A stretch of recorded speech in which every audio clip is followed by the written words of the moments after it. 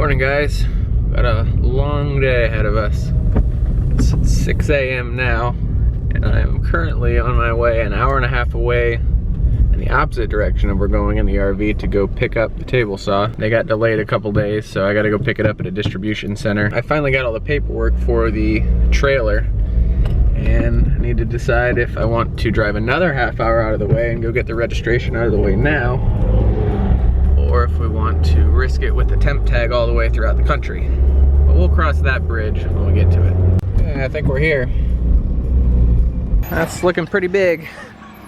I don't know.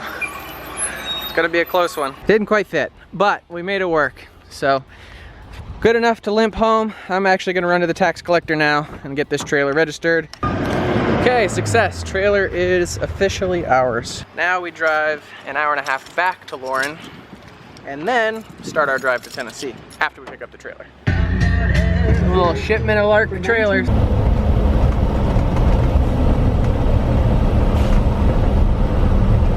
Look at those tires! What does that even mean? I don't know. Those are crazy. This is how we all feel right now. So we're in a bit of a pickle here.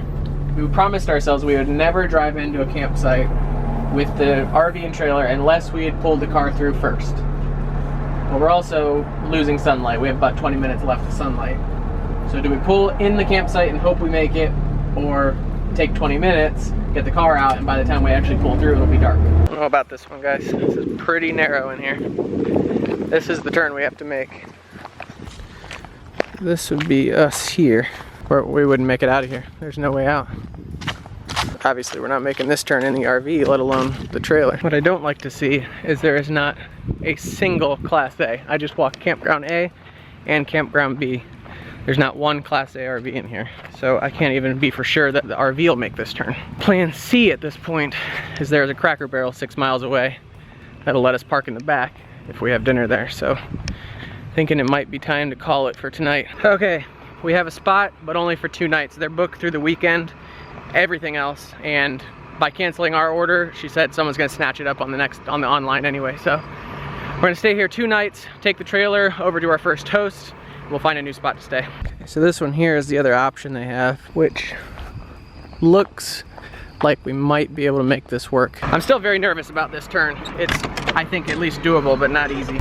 Okay, well, it's not gonna happen.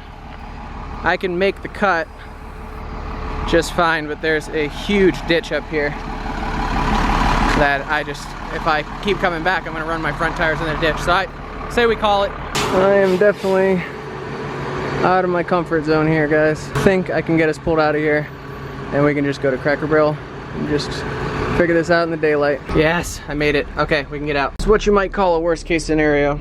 That was the ride of our lives. Oh my gosh, Lauren, what did we do? I was already thinking on the way here that this was, the size was a mistake. That we couldn't fit in the park, and that was just that on its own. I was like, okay, this is what we're just gonna have to deal with from now on.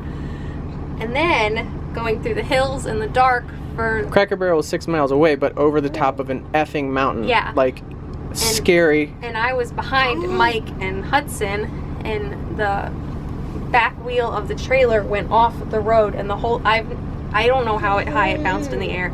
I thought that was it. I thought they were going off the road. It was the scariest thing I've ever seen. We'll have a new set of rules tomorrow morning. We have a lot to talk about tonight. But like it or not, this is home for our first night on the road.